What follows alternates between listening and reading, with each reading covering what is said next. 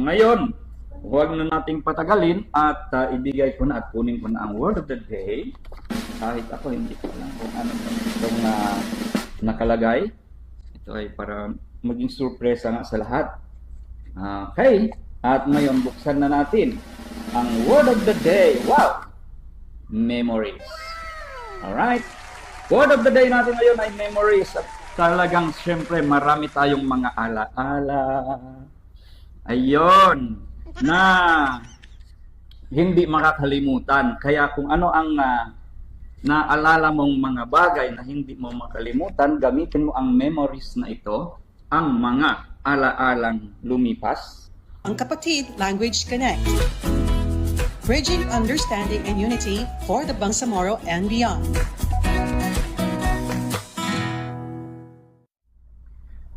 Assalamualaikum warahmatullahi wabarakatuh. Magandang umaga po sa inyo lahat. Jum'al Mubarakah.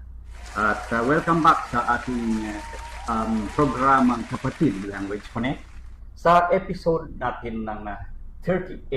Okay, episode 38 dito sa programang inihandog ng Translation and Interpretation Division, ang programang inisyatibo ng ating chief na si Mambay Khairul Candao.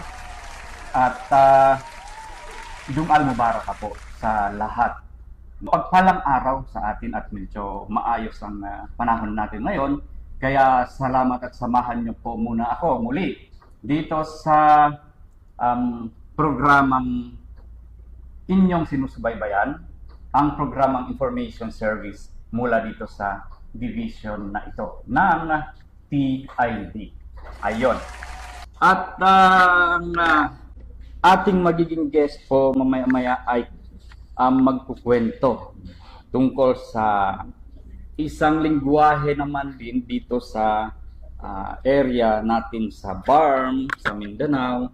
At dahil nakaraang episode, nakapanayam natin o nakakausap natin ang isa sa Sama Translators. Ayun. At yun po ay maya-maya ng konti pagkatapos ng ibang mga segments na ibibigay natin sa inyo. Ayun. At syempre, ang quotable quote mula sa ating butihing MP, mga MPs natin.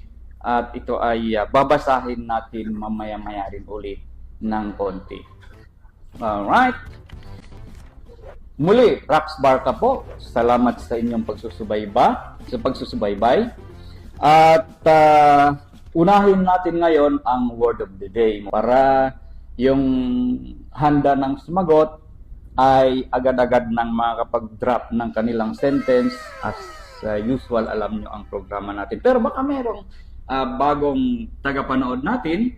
Ang word of the day po natin ay ibibigay ko later on. Tapos, isalin. Ang isang word, isalin sa lingwahe mo. Okay? Anong lingwahe man ang gamit mo, it's okay. And then, gawaan ng maikli na sentence. Pagkatapos nun, ilagay o i-comment dito sa comment section ng ating BTA-Translation and Interpretation Division na page. Okay? Ang page natin ulit ay BTA as Bangsamoro. Ito na lang tayo. Translation and Interpretation Division. So, dito ninyo i-drop ang inyong comment sa comment section nitong naka-live na page natin ngayon. Ayun. And then, dahil ito pa ay programang information service na rin, wala na akong trivia muna dahil meron tayong gaya ng nasabi ko na guest na magkukwento sa atin ng kahalagahan naman ng isang lingwahe.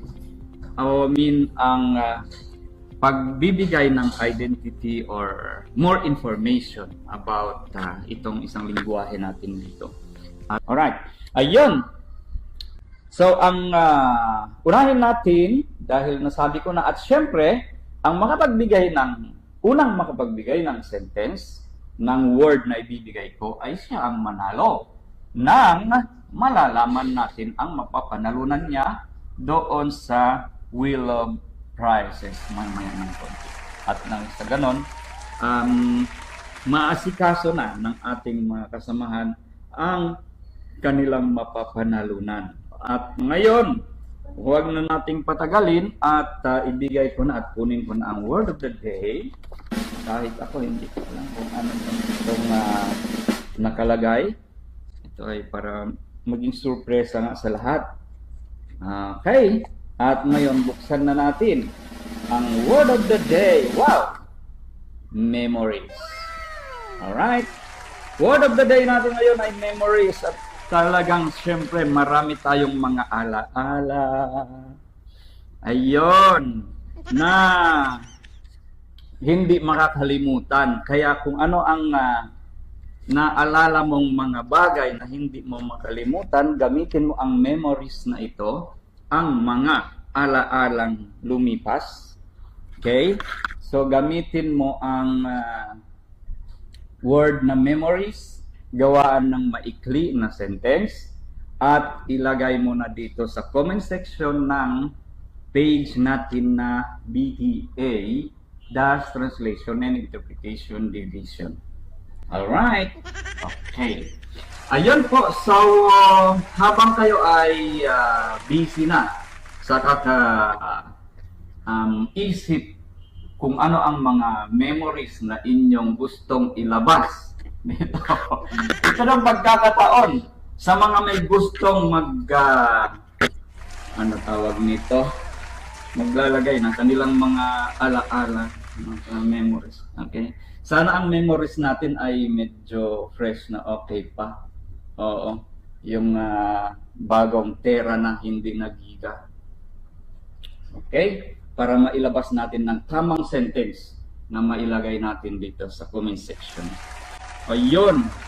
Ang word of the day ay ang memories. By the way, thank you sa ating mga kasamahan dito na talagang nagsumikap upang maipadala ang mga napapanalunan ng ating mga previous winners. Salam sa inyo, lahat ng mga tagapanood namin at ang mga magbigay ng sagot at kung meron man at kung wala pa, makahabol pa rin hanggang mamaya. Ayun. At siyempre, bale tatlong segments po yan. Ang una ay ang word of the day at ang pangalawa, ang lucky sharer natin at ang pangatlo ay ang tanong po sagot mo. Diyan po ninyo ilalagay ang sagot sa comment section at yan po ang mga segments na mapapanalunan nyo. Okay, parang hindi na ako gumalaw Sir Jess sa monitor ko pero nandito pa naman ako gumagalaw hanggat sa huli kasama pa rin natin ang TLC. Kasama pa rin ninyo si Rax Barca dito sa TLC. At yun po, thank you sa lahat. At salam sa inyo, nasa Bangsamoro area man, nasa buong Pilipinas man, mag-ingat tayo sa kung ano man ang mga tawag nito pagsubok na binigay at magbalik loob sa Panginoon. At nang sa ganon, yan lang po ang panangga natin. Bukod sa mga materyales na gagamitin, ay ang ating panalangin, ang ating pray at ang prayers sa nag-iisang Panginoon. Okay?